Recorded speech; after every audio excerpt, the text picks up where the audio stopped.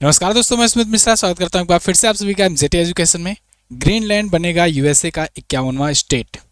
51वां state मतलब 50 state पहले से हैं यूएसए में, यूनाइटेड स्टेट्स ऑफ अमेरिका में। अब 51वां स्टेट ग्रीनलैंड बनेगा। अब तक तो आप ये बात सिर्फ डोनाल्ड ट्रंप के मुंह से सुन रहे थे या उनके एक दो मंत्रियों के मुंह से सुन रहे थे। अब बाकायदे यूएस की संसद में एक बिल पेश हो गया है इसको लेकर के कि किस प्रकार से 51वां स्टेट बनाया जाएगा।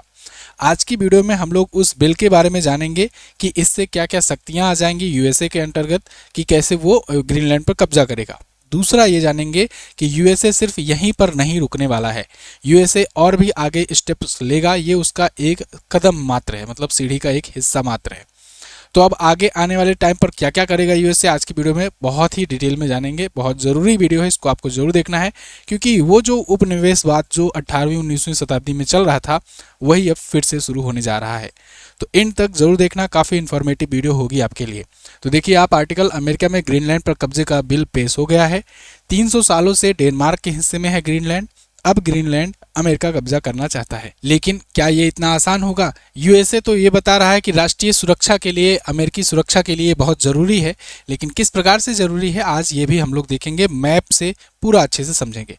लेकिन आगे बढ़ने से पहले एक और जरूरी बात, मकर संक्रांति का आज आखिरी दिन है, आखिरी ऑफर है। तो जिनके जिनके यहाँ आज मकर संक्रांति है उनको भी शुभकामनाएं। कूपन कोड लोहरी अगर आप यूज करते हैं तो इसके तहत एमजेटी एजुकेशन के जो बैचेज हैं, चाहे वो संकल्प बैच हो करंट अफेयर और स्टैटिक जीके का, चाहे वो जीएस सफलता 4.0 बैच हो जो आपका जीएस का कंप्लीट बैच होता है, इसको आप बहुत ही नॉमिनल कॉस्ट पे 80% तक के डिस्काउंट पर प्राप्त कर सकते हैं। याद रखना, लोवेस्ट एवर प्राइस है और इस प्राइस पर आपको मात्र 249 पे, जो 1249 का कोर्स है वो आपको मिल रहा है। तो आज आखिरी दिन है, लोहरी कूपन कोड यूज कीजिए एमजेटी ऐप पर जाकर। वहीं पर आपको हमारी ई बुक्स भी मिल जाएंगी। ई बुक्स भी लेना चाहते हो मंथली, 6 मंथ की या ईयरली, तो वो भी आपको मिल जाएगा वहाँ पर। तो MJT app Google play store से डाउनलोड करना। किसी भी सहायता के लिए व्हाट्सएप कर सकते हो, डिस्क्रिप्शन में नंबर है। टॉपिक पर वापस आते हैं। अभी हुआ क्या कि यूएस की संसद में ना एक बिल पेश हुआ। उस बिल का नाम है Greenland accession and statehood act.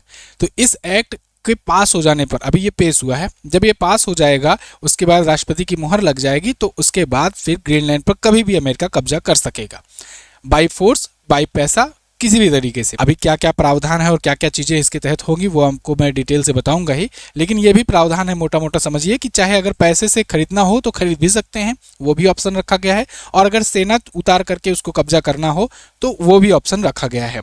खैर, बिकने के लिए तो डेनमार्क ने और ग्रीनलैंड ने साफ मना कर दिया है कि हम बिकने वाले नहीं हैं, कोई भी पैसे से हमको खरीद नहीं सकता है। तो देखो, इस राह में कानूनी अड़चन अभी तब आएगी जब ये बिल जो है ये अपर हाउस में जाएगा। तो देखो, जैसे अपने यहाँ लोअर हाउस और अपर हाउस है ना, मतलब निम्न सदन और उच्च सदन है। निम्न सदन यानी लोअर हाउस को हम लोग लोकसभा कहते हैं, उच्च सदन को राज्यसभा कहते हैं। उसके बाद राष्ट्रपति का मुहर लगता है, तब कोई बिल एक्ट बनता है। सेम ऐसी है प्रोसीजर है अमेरिका में भी। वहाँ पर जो लोअर हाउस है उसे कहते हैं हाउस ऑफ रिप्रेजेंटेटिव, और जो अपर हाउस है उसे कहते हैं सीनेट। तो जब पहले हाउस ऑफ रिप्रेजेंटेटिव से पास हो जाएगा, फिर सीनेट में जाएगा, वहाँ भी अगर पास हो जाएगा, फिर ट्रंप भैया तो बैठे ही हैं, वो पहले से ही कह रहे हैं ग्रीनलैंड पर कब्जा करेंगे, तो उनका तो कोई ऑब्जेक्शन होगा नहीं, वो इस पर मुहर लगा देंगे, तो ये बिल बन जाएगा एक्ट। फिर अमेरिका कभी भी किसी भी प्रकार से यहाँ पर कब्जा कर सकता है ग्रीनलैंड पर। और ये लोग बहुत ज़्यादा डेस्परेट भी हैं। क्यों डेस्परेट हैं, अब आइए उसको समझते हैं। देखिए, आप अगर वर्ल्ड मैप में देखोगे ना, तो जैसे ये रहा अपना प्यारा भारत, ये तो एशिया में पड़ता है, फिर यूरोप है, इधर है अफ्रीका महाद्वीप, इधर आपका ये नॉर्थ अमेरिका महाद्वीप है, नीचे है साउथ अमेरिका महाद्वीप। इसी में आपको ये देखने को मिलेगा देश ग्रीनलैंड। देखो, देखने में तो बहुत ज़्यादा इसका मतलब क्षेत्रफल दिख रहा है, बहुत बड़ा दिख रहा है ये, लेकिन एक्चुअल में ये चूंकि इक्वेटर के आसपास में नहीं पड़ता है, ये पड़ता है ध्रुवों पर, तो पोलर पर पड़ता है, इस वजह से ये थोड़ा सा फैल करके आता है ना। लेकिन फिर भी इसकी साइज छोटी नहीं है, ये लगभग 21 लाख वर्ग किलोमीटर के अंतर्गत आता है। लगभग आप समझो कि भारत के क्षेत्रफल के बराबर ये भी पड़ जाता है।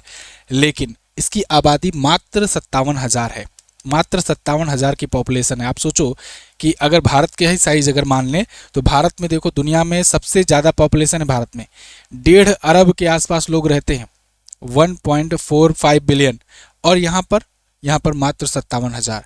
तो यानी कि यहाँ पर पॉपुलेशन डेंसिटी बहुत कम है, और लेकिन क्षेत्रफल बहुत बड़ा है। क्षेत्रफल बड़ा होने की वजह से मिनरल वगैरह भी बहुत बड़े हैं। अच्छा, अब अमेरिका की क्या सोच है, अमेरिका इस पर कब्जा क्यों करना चाहता है? एक्चुअल में अमेरिका जो मैं बोल रहा हूँ तो वो गलत बोल रहा हूँ। इसका नाम अमेरिका है ही नहीं, इसका नाम है United states. United states of America और अमेरिका में अंतर है, इसको आप समझिए। अमेरिका जब बात की जाती है तो इसका मतलब यह हुआ कि पूरा पूरा अमेरिका, यानी कि नॉर्थ अमेरिका और साउथ अमेरिका, ये दोनों जो महाद्वीप हैं उनको मिला करके अमेरिका कहते हैं। ये जो है ऐसे ही उन्हीं अमेरिका में छोटे छोटे स्टेट्स का एक ग्रुप है जिसे कहते हैं यूनाइटेड स्टेट्स ऑफ अमेरिका। यानी कि कुछ ऐसे स्टेट्स ने मिल करके यूएसए के साथ एक संगठन बनाया, एक ट्रीटी साइन करी और उसके बाद कहा कि हम चलो तुमको एक देश मान करके एक साथ रहेंगे। लेकिन फिर भी ये लोग फेडरेशन है, जैसे अपने भारत में है 28 स्टेट्स हैं, वो सब जुड़े हुए हैं भारत से और भारत एक यूनियन है, भारत भी एक संघ है। ऐसे ये भी एक संघ है लेकिन ये फेडरेशन यूज करते हैं। यूनियन और फेडरेशन में क्या अंतर है अभी मैं इसको आगे बताऊंगा आपको। तो देखो ये 50 स्टेट मिल करके यूनाइटेड स्टेट्स ऑफ अमेरिका बनाते हैं। इसीलिए आपने शुरुआत में सुना होगा जब ट्रंप आए थे, जब कनाडा को मजाक मजाक में बोल दिया करते थे कि कनाडा तो हमारा 51वां स्टेट है, यानी कनाडा को भी एक स्टेट मानते हैं। अभी आप अगर ध्यान दिए होंगे टाइटल में मैंने लिखा है कि ग्रीनलैंड को 51वां स्टेट बनाने के लिए बिल पास हुआ है। मतलब ये अब 51वां स्टेट इसको बनाएंगे और इसको शामिल करेंगे इसमें, तो ये भी एक यूनाइटेड स्टेट्स ऑफ अमेरिका का हिस्सा हो जाएगा। ऐसे ही आने वाले समय में ये कनाडा को भी मिलाएंगे और मैक्सिको को भी मिलाएंगे, क्यूबा को भी मिलाएंगे, इधर वेनेजुएला को मिला ही लिए हैं। ऐसा क्यों कर रहा है अमेरिका, इसको सोचो। ये अमेरिका के लिए इसलिए ज़रूरी है क्योंकि अमेरिका चाहता है ना कि लैंड बॉर्डर किसी और देश से शेयर ही ना हो। इसकी नेवी बहुत ज़्यादा मजबूत है। अब आप सोचो कि अगर ऊपर इसका अगर लैंड बॉर्डर देखोगे ना तो इधर कनाडा से लगता है, इधर आपका लगता है मैक्सिको से, इधर ग्रीनलैंड ये लेने की बात कर रहा है, आगे चल करके कनाडा को भी लेगा या कनाडा को बिल्कुल पपेट की तरह बनाकर चलाएगा, चलाता ही है, मार्क रूटे चले गए इसी चक्कर में। मैक्सिको को भी ये प्रेशराइज करता है कि यहाँ से ड्रग स्मगलिंग होती है और ड्रग कार्टेल हमारी तरफ आते हैं, तो इसलिए मैक्सिको को भी ये आगे सेटलमेंट करेगा ही। इधर अलास्का को इसने रूस से खरीद ही लिया था पहले ही, यानी अब इस पूरे पूरे कॉन्टिनेंट पर हो जाएगा अमेरिका का कब्जा।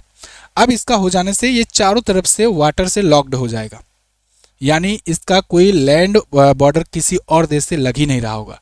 जब इसका वाटर लॉक्ड हो जाएगा तो इसकी नेवी जो है, जो कि दुनिया में सबसे ज़्यादा ताकतवर है, कोई दुनिया का अकेला देश अमेरिका की नेवी से सामना नहीं कर सकता है। वैसे तो आर्मी से भी नहीं कर सकता वैसे, लेकिन नेवी से तो बिल्कुल ही नहीं कर सकता है। बिना नेवी के अमेरिका उतना ताकतवर नहीं है, है ना। इनकी नेवी का कोई सानी नहीं है। अब ये अलग कर लेंगे अपने आप को, तो देखिए ये इसके तरफ कोई भी ना रसिया आ पाएगा, ना चाइना, ना यूरोप, मतलब ये एक अछूता एक किला हो जाएगा, अभेद किला हो जाएगा। यही चाहता है अमेरिका, इसीलिए बार बार कह रहा ना कि सिक्योरिटी के लिए बहुत ज़रूरी है, यहाँ पर रूस और चीन का आधिपत्य बढ़ता जा रहा है, यही आप बार बार सुन रहे होगे टर्म। और रेयर अर्थ मिनरल का वो तो भंडार है ही, तो इसीलिए यहाँ पर ग्रीनलैंड पर कब्जा करना चाहता है। लेकिन अमेरिका रुकेगा नहीं, ये यहाँ कब्जा करने के बाद इन स्टेट्स को भी मिलाएगा और इन सब को फेडरेशन में मिला लेगा। फेडरेशन क्या होता है और यूनियन क्या होता है, इसका अंतर समझ लीजिए। देखिए जब भारतीय संविधान जब मैं पढ़ाता हूँ तो शुरुआत में ही पहले ही आर्टिकल में आपको समझाता हूँ, भारत जो है एक राज्यों का संघ है, लेकिन यूनियन हम लोग यूज करते हैं संघ के रूप में अंग्रेजी में, जबकि ये लोग फेडरेशन यूज करते हैं अमेरिका वाले। यूनियन और फेडरेशन का मतलब ये होता है कि जैसे भारत जो है ना, ये भारत विनाशी राज्यों का अविनाशी संघ है और अमेरिका ये विनाशी राज्यों का विनाशी संघ है। मतलब इसका कि भारत जो है ये विनाशी राज्य तो हो सकते हैं, यानी कि राज्य आपस में टूट सकते हैं, राज्य की कई टूट करके कई राज्य बनते हैं। आपने देखा भी है, उत्तर प्रदेश से उत्तराखंड अलग हुआ, झारखंड बिहार से अलग हुआ, ठीक है, मध्य प्रदेश से छत्तीसगढ़ अलग हुआ, आंध्र प्रदेश से तेलंगाना अलग हुआ।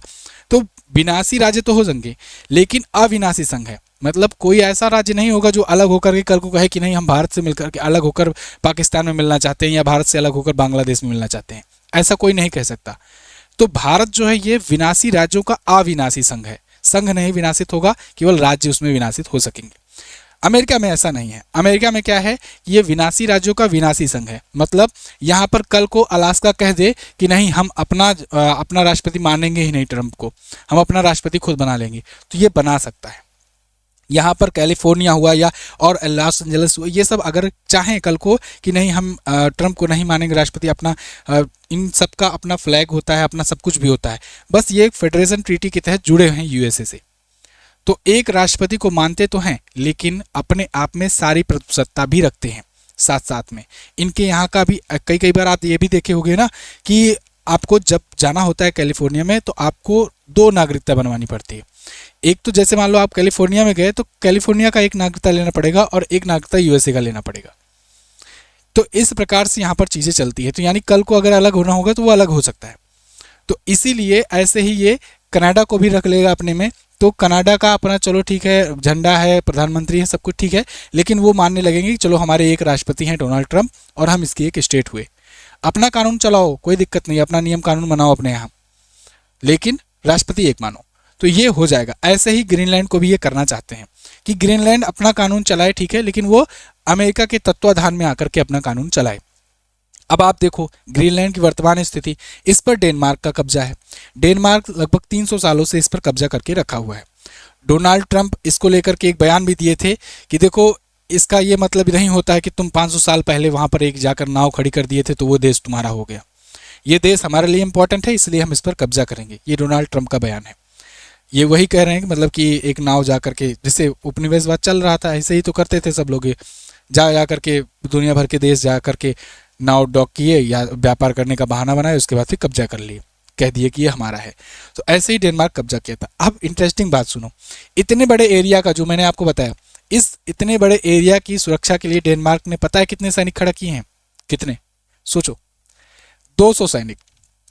सोचो, मात्र 200 सैनिक इतने बड़े इसको रक्षा कर रहे हैं और 57,000 लोग जो हैं यहाँ पर हैं।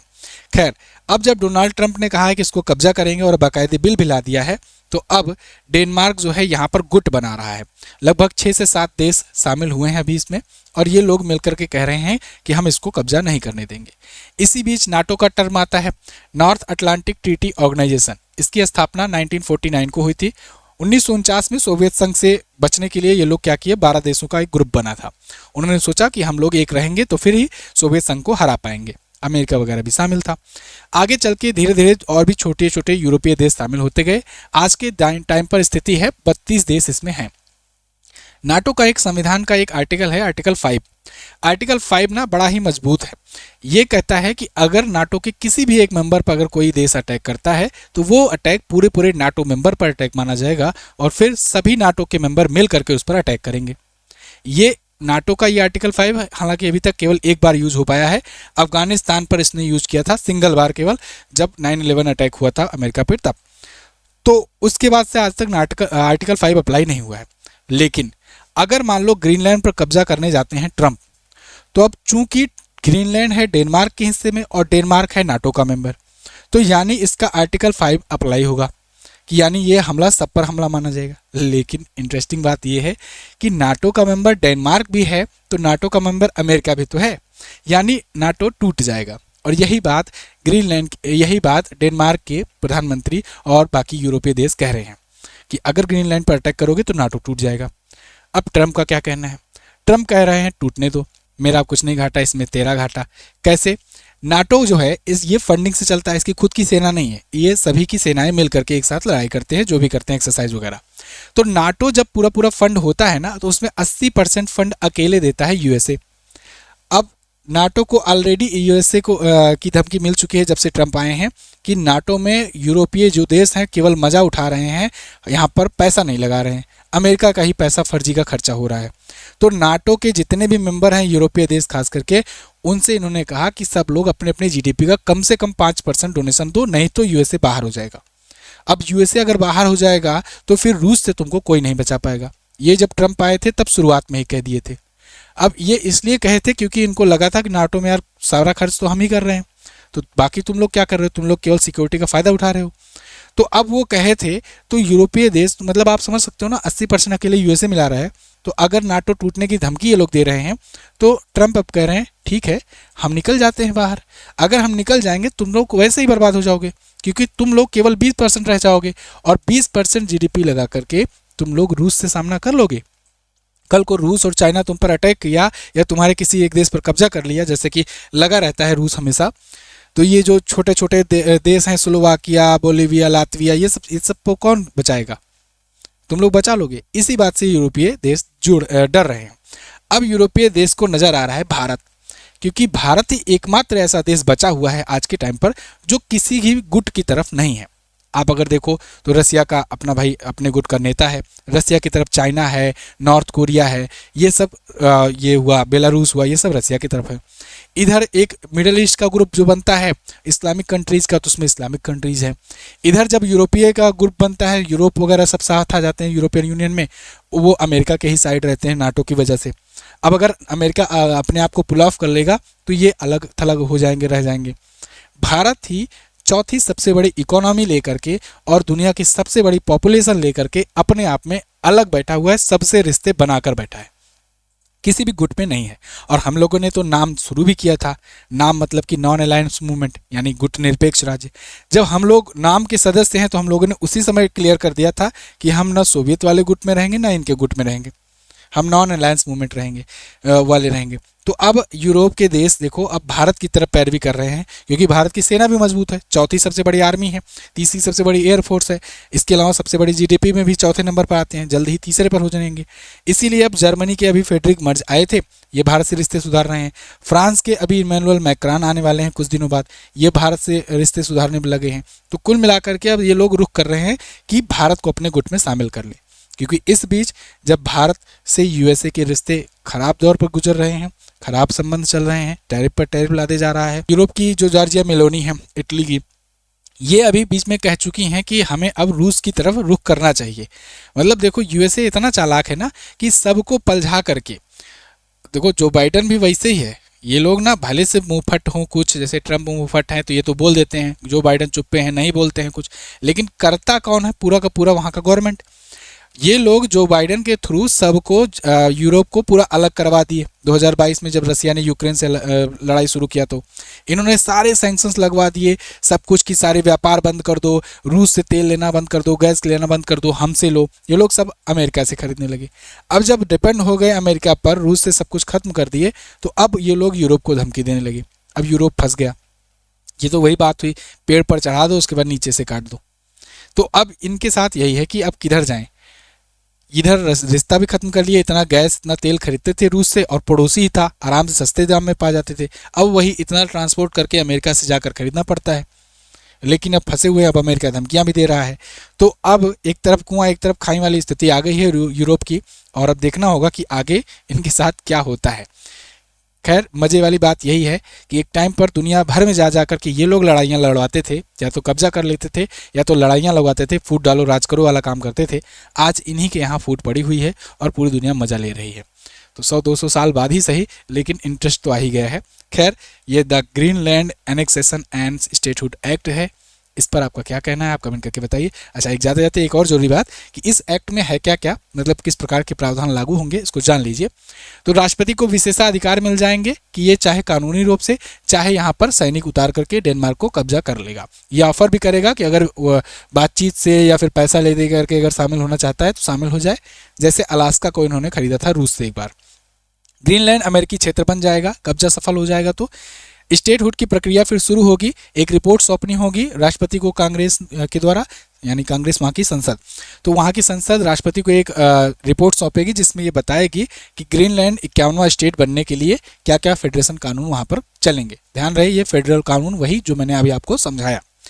ग्रीनलैंड का संविधान यहाँ पर बनेगा, लेकिन वो ग्रीनलैंड का संविधान अमेरिकी संविधान के अनुरूप बनेगा, ठीक है, जैसा मैंने फेडरेशन वाला आपको बताया। तो ऐसे ही अलास्का भी बना था इसका मेंबर, अब ऐसे ही ग्रीनलैंड बनेगा। तो मोटा मोटा आपको काफ़ी कुछ समझ में आ गया होगा, और आई होप आपको वीडियो इंटरेस्टिंग लगी होगी। इस वीडियो को शेयर कीजिए। वर्ल्ड पॉलिटिक्स के बारे में, जियो पॉलिटिक्स के बारे में अगर आपको और कुछ जानना है और ऐसी वीडियो चाहिए तो आप चैनल को सब्सक्राइब ज़रूर कर लीजिए। ये मेन वाला चैनल है। अगर आप किसी एग्जाम की तैयारी करते हैं तो डेली करंट अफेयर के लिए भी मैंने MJT करंट अफेयर नाम से एक नया चैनल बनाया है, उस चैनल को भी आप सब्सक्राइब कीजिए, जिससे डेली करंट अफेयर भी आपको मिलता रहे।